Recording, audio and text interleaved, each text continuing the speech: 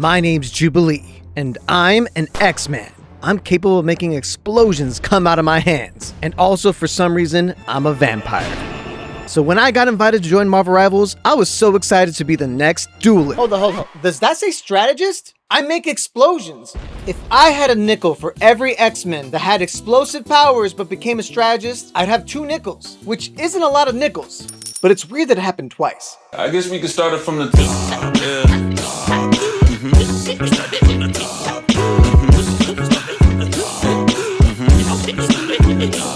Yeah. Jubilee is the new strategist in Season 9 of Marvel Rivals. And this season has a lot of interesting changes to the way team-up abilities work, giving every single hero essentially new abilities across the board. It honestly could probably be its own video, so let me know if you'd want that. But for now, let's focus on Jubilee by talking about her comic book history first. Jubilee's real name is Jubilation Lee, and her parents named her that because they were so happy to be so successful. I mean, they were rich enough to live in Beverly Hills, so yeah, I get it. While she was born in California, her parents are immigrants from Hong Kong. And as a teenager, she had a rebellious side, shoplifting and just being a nuisance. And one day, after being chased by the police, she got super scared and discovered that she had powers, which helped her escape because she's a mutant. She didn't really know how to control her powers, and her parents didn't really like her using her powers, so typical mutant stuff. Unfortunately, her father's bank was tied to criminal organizations, and this caused her parents to get killed by gangsters. And also, they removed any inheritance she would have ever had. So with no one and nothing left, Jubilee ran away and lived at the mall where she survived by shoplifting and doing tricks with her powers to impress crowds. After multiple confrontations with the law and other anti-mutant authorities, she would eventually just be on the run and camped out at a town where Wolverine got ambushed by a gang called the Reavers. So she helped Wolverine escape and defeat them. And then Wolverine took Jubilee under his wing, acting as a surrogate father to her. They went on a ton of adventures together all over the world. She was essentially Wolverine's sidekick for a while in the comics. Then when Wolverine rejoined the X-Men, that's when Jubilee finally officially joined as well, becoming the heart of the team, with her funny quips and good-spirited vibes. Not again! Do you know how much that game costs? Yeah, $25. Seriously, nobody dislikes Jubilee. She's got 0 haters, unlike, Wolverine or Cyclops, who hate each other. She became a crucial part of the teenage team Generation X, led by Emma Frost and Banshee. And that's where she learned to harness her powers and also fight effectively. So together with the X-Men, she fought a wide variety of foes. There's an entire rogues gallery of X-Men villains that she was a part of defeating. But let's talk about the Marvel Rivals timeline. In the Marvel Rivals timeline, and in other comic books as well, she gets bit by a vampire and gains vampiric abilities. And depending on the comic run, her powers are either cured or managed. But in this Marvel Rivals timeline, she still has these vampiric powers to some extent, and they come up in her kit. Later on, she adopted Shogo, a baby that was left abandoned during a meteor strike. And this baby has the ability to turn into a dragon. And during the Marvel Rivals time stream entanglement, Shogo, her son, was left in his dragon form, unable to transform back. So desperate to save him, she strikes a deal with Apocalypse and becomes one of his horsemen in exchange for the cure for Shogo. And then Apocalypse died? So she's no longer a horseman anymore? I don't know how that works. But that's Jubilee's comic book history in a nutshell. So now that you know who Jubilee is, let's learn how to play her, shall we?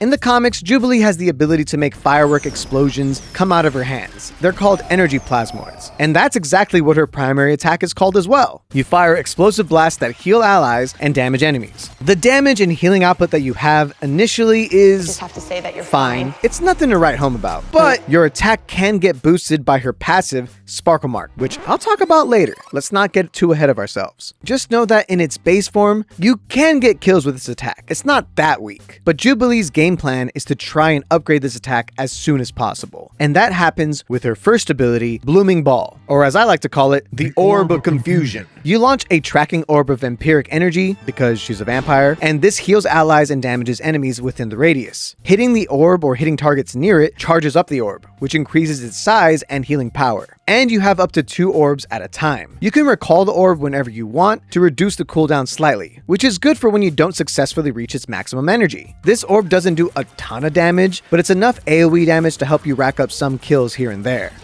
Yes!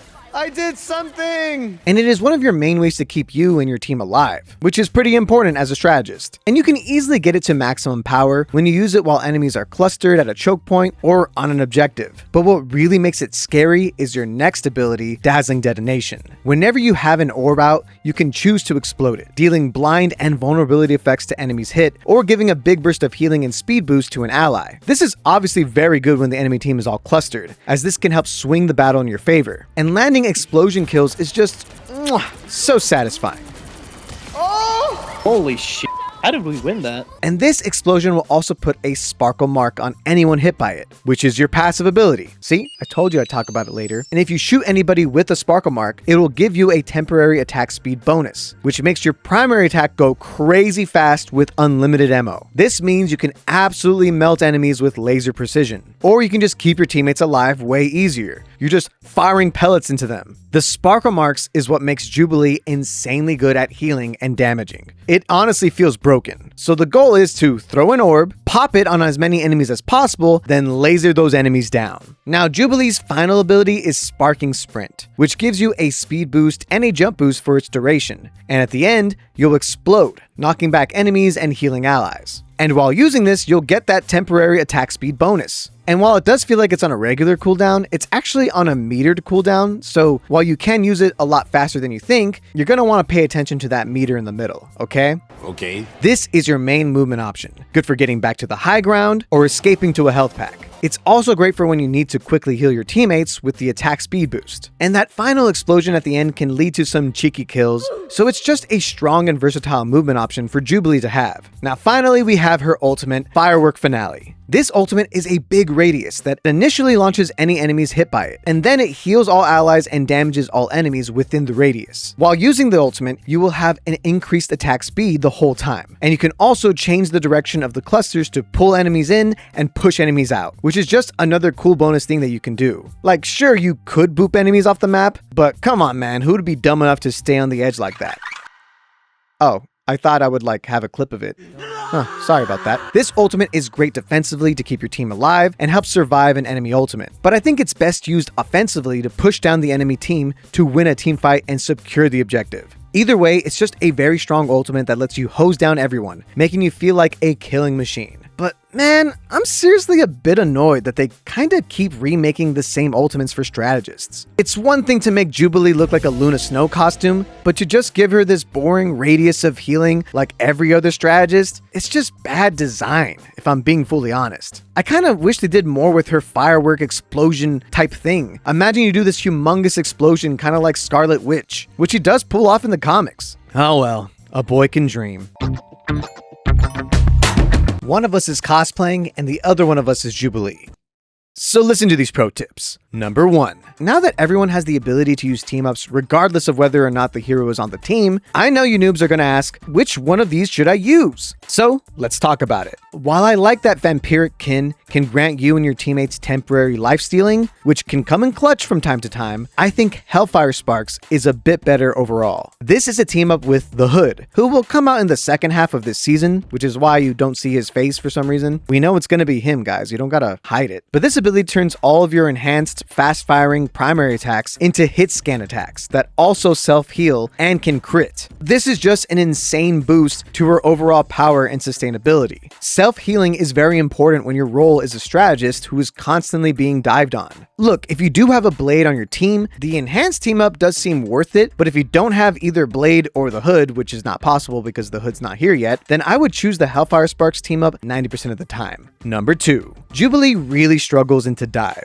With only one real movement option that isn't that fast, you will be killed by competent Spider-Mans and other dive heroes all the time. So she will definitely pair well with anti-dive heroes like Namor or Penny Parker, because otherwise you're just gonna be dove upon all the time. Especially because they made dive so much stronger. Why would they give Spider-Man back his Venom team up? Oh my god, that thing is overpowered. Number 3. The orbs, if they aren't charged to the max, will only last 6 seconds, and then they will disappear. But if you retrieve it back, your cooldown for them will be a lot faster. And you can retrieve these orbs back through walls. So keep track of these timers. They're in the middle of the screen. And always try your best to bring back the orbs before they expire. And what this will grant you is the ability to constantly have a stream of orbs healing and damaging enemies over and over and over again, and it will feel like they're never on cooldown. This will allow for them to last an additional 6 seconds. So there's a lot of cool ways that you can finesse and keep these orbs alive the entire time, because they also can't even be destroyed by enemies, and the little hitbox they have actually does block enemy damage, which can be annoying for enemies, which is good for you. Number 4. So if you hit multiple enemies and allies with your dazzling detonation and get multiple sparkle marks, you can constantly keep the attack speed boost going for a long time by holding off on shooting enemies or allies marked by the sparkle mark, because each time you hit one, you'll get a reset on the timer, this red one in the middle right here, for your attack speed boost. So what I'm trying to say is you can have this attack speed boost a lot longer than you should. So don't just attack every single opponent hit by it all willy-nilly. Focus down one at a time so you can keep getting the sparkle mark boost over and over and over again.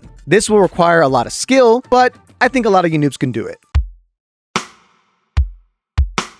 Overall, I'm super glad they added Jubilee to this game. She's awesome in X-Men 97, I've always loved her design, and come on, we all love X-Men characters. And more strategists is never a problem in this game. But how is she for noobs? For noobs, I would honestly say that she's hard to play. Most noobs will struggle to achieve her maximum potential, and you'll be a bit of a liability because of this. So I really think you need to practice with her a ton before you go into ranked or anything like that. But in the right hands, she might be overpowered as hell. Time will tell.